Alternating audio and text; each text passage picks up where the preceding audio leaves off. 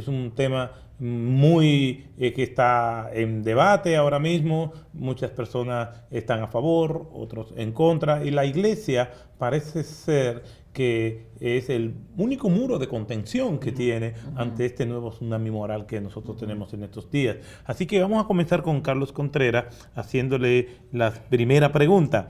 ¿Qué es imprescindible que la iglesia debe saber y entender acerca de la homosexualidad? Bueno, pues mira, hay varias cosas. Yo sé que Juan podrá también contribuir a esta pregunta.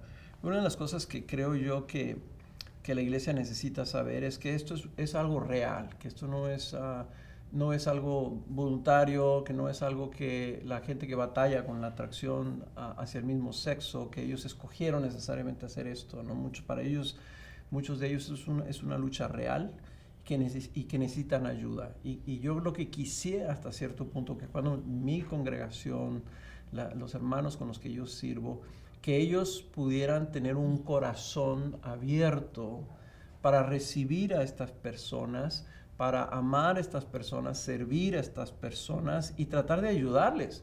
Nosotros somos llamados a ir a un mundo que está perdido y nosotros tenemos la solución, nosotros tenemos la esperanza del Evangelio, las buenas nuevas. Y hasta cierto punto la iglesia históricamente, como dice, si yo voy con los pecadores, no, yo estoy dispuesto a ir a la cárcel, yo estoy dispuesto a hablarle a un sicario o a un asesino. Pero un homosexual no, como que ellos tienen otro, y los apartamos, los rechazamos, ¿no? O como tú decías, hasta nos burlamos de ellos. Sí, ¿no? sí, claro. En lugar de nosotros decir, espera, la iglesia debe ser un lugar donde tú puedas venir y encontrar esperanza. Al menos creo que eso sería lo más importante para mí, de tratar de comunicar en esta lucha que viven todos estos individuos, ¿no? Correcto, la iglesia es un centro de restauración. Exacto. Y nosotros no podemos caer en lo que ha caído el mundo tradicionalmente, o los rechaza o se burla de ellos. Y eso es letal. Como cualquier persona que necesita de Jesucristo, tenemos que llevarlo a la cruz de Cristo y acompañarlo. No es simplemente, mira, aquí está la cruz y ahí sigues tú, sino acompañarlo en su proceso.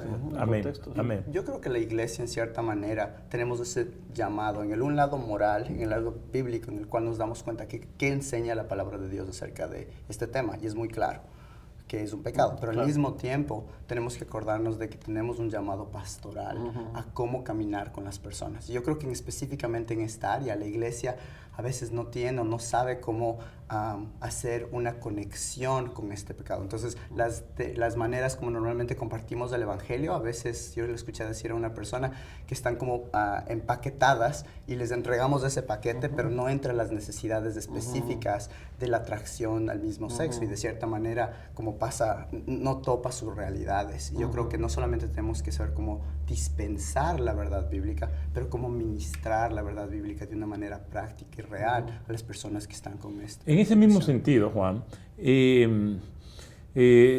las personas de diferentes pecados están llegando a las iglesias y nos encontramos con gente que están luchando con una serie de pecados. ¿Puede un cristiano una persona decir que es cristiana y decir que es homosexual a la vez? Yo diría de que nuestra identidad tiene que siempre ser cristocéntrica. La cruz nos da nuestra identidad. Entonces, yo creo que a veces tiene que ver cómo definimos el término. Yo creo que a mí no me gusta usar que una persona es homosexual, pero que una persona está batallando con la atracción del mismo sexo. En ese sentido es una batalla y tienen que trabajar con eso. Pero no me gusta la idea de decir que una persona puede ser homosexual, porque nuestra identidad está en Cristo. Al final de 1 Corintios 6 dice, así eran algunos de ustedes. Ya no dice que están definidos por eso, de la misma manera que un alcohólico ya no está definido por ser alcohólico, y que una persona con cualquier otro pecado ya no está definido con eso, sino está definido por la cruz de Cristo. Y yo creo que es parte del empuje de la cultura secular moderna, que trata de decir, no, esto es lo que tú eres. Y por alguna razón lo están tratando de identificar a la persona, que la identidad de la persona esté en su sexualidad. Entonces, yo creo que un creyente que estaba atrapado tal vez en una vida de homosexualismo, pues convertirse, arrepentirse, entregarse a Cristo y ser ahora un creyente genuino. Ahora, eso no quiere decir que se va a desaparecer la lucha, ¿verdad? Como tenemos todos luchas con diferentes tentaciones sexuales o lo que sea, ¿no? Pero su identidad no es su pecado. Exacto. Su identidad es lo que Cristo Bueno, lo haya hecho. es lo que ¿no? dice la Biblia, si alguno está en Cristo, nueva criatura es. Ya tu identidad pasada no es la que tiene ahora, porque son antitéticas, no se congenian entre sí. Entonces, si era alcohólico, si era ladrón, no es, él es un cristiano ladrón, él es un cristiano alcohólico, él es un cristiano homosexual, no, él es cristiano. Y eso nos lleva a la tercera pregunta. La tercera pregunta es, ¿qué hago si siento atracción homosexual? En breves minutos, un minuto y medio, esta es una pregunta amplísima, pero por razones de tiempo no podemos comentar más. ¿Qué podemos decir a los que nos están escuchando? Bueno, y que seguro hay gente que está batallando con esto. Sí, ahora, el hecho de que tú seas una nueva criatura en Cristo, que tú tengas a Cristo, eso no implica que Dios va a quitar todos tus problemas o todas tus tentaciones o todas las cosas que trae tus hábitos. O sea, la santificación es algo progresiva. Exacto. En algunas personas, yo conozco personas que eran adictos al tabaco, por ejemplo, el Señor los salva y les quitaron la adicción al tabaco inmediatamente. Pero otras personas han tenido que luchar a veces por años para resistirlo. Entonces, primero que nada, que es una lucha contra tu mismo. O sea, tienes que resistir los impulsos de la carne. Es una pasión de la carne que dice la Biblia que por medio del poder del Espíritu Santo podemos nosotros mortificar. Entonces necesitas cultivar tu vida en el Espíritu, necesitas fortalecerte en la palabra de Dios y por medio de con la ayuda del Espíritu Santo resistirlo. Ahora, eso no quiere decir que te vas a hacer heterosexual o que vas a tener, de repente ya vas a tener otras inclinaciones. Sí, no. Pero si puedes vivir una vida victoriosa. Yo creo que eso sería el mensaje, ¿no? Una persona que batalla con atracción homosexual puede vivir una vida en victoria apoyado en la iglesia, que sería mi segundo punto. Sí. Ve a la iglesia, busca una iglesia que te reciba y abre con ellos y decir, hermanos, el Señor me ha salvado, yo quiero vivir una vida en integridad en Cristo, ayúdenme. Sí.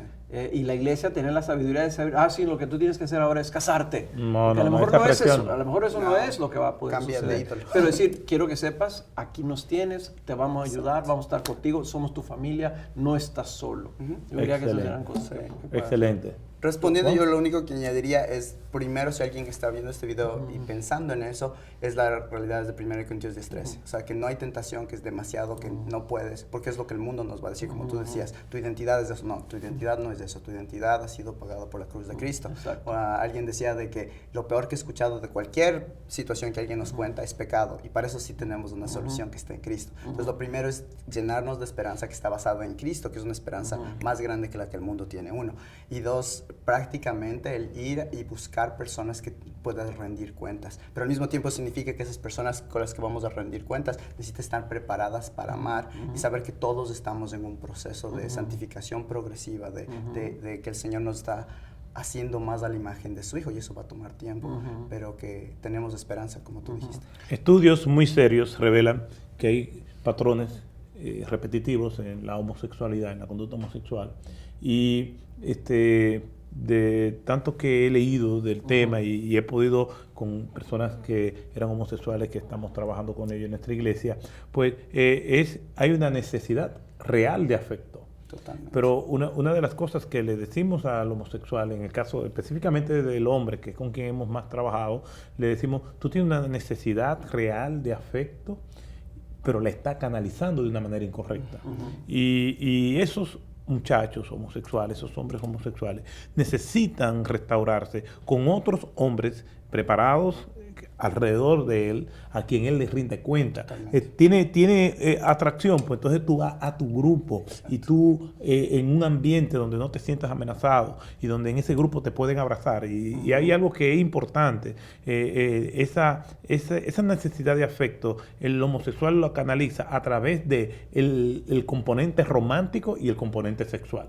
Y yo tengo una relación de afecto con mis hermanos y mis amigos, pero ni es romántica ni es sexual. Entonces entonces tenemos que esclarecerle claramente eso para que pongan sus sentimientos y sus emociones en el justo lugar donde la palabra de Dios lo pone, para que entonces Dios pueda seguir haciendo la obra. Pero realmente nosotros sabemos que hay esperanza para el homosexual. En algunos tramos la iglesia ha pecado de homofóbica. No creo que es la iglesia en sentido general, pero hay ciertos grupos que se han caracterizado, si los grupos activistas homosexuales explotan eso para etiquetar a la iglesia. Creo que la iglesia de Jesucristo, aunque no haya tenido el entrenamiento en algunos casos o no haya tenido la experiencia, es una iglesia de amor, es una iglesia de restauración y que tiene sus brazos abiertos para recibir los pecadores. Y que tenemos que crecer en ello. Exacto. O sea, el mundo moderno nos está empujando como nunca antes, como iglesia,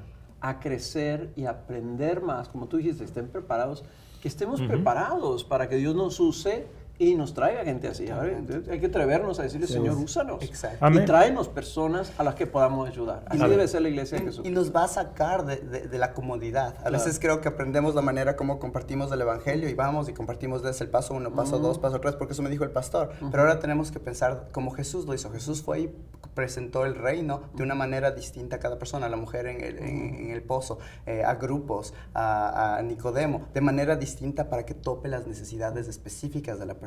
Y el evangelio trae esperanza para una persona que está con esta Si hay algún homosexual que está viendo este video, tú tienes dos opciones. Y una opción es venir rendido a los pies de Cristo, como tú estás, y entregarle tu pecado a Cristo, porque es lo único que tú vas a poner para poder tener salvación. Después no tienes que poner más nada. Y cuando Cristo murió en la cruz del Calvario, murió por los homosexuales también. La otra opción que tienes es decir, escuchar a los que te dicen que tú naciste así, que debes aceptarte. La Biblia no te odia, Dios no te odia y los verdaderos creyentes no te odiamos. Te amamos en Cristo Jesús. Que este programa pueda ser de bendición para tu vida. Gracias a ustedes dos, amados hermanos, por este tiempo hermosísimo que hemos pasado. Que Dios le bendiga a todos. Gracias, Soto.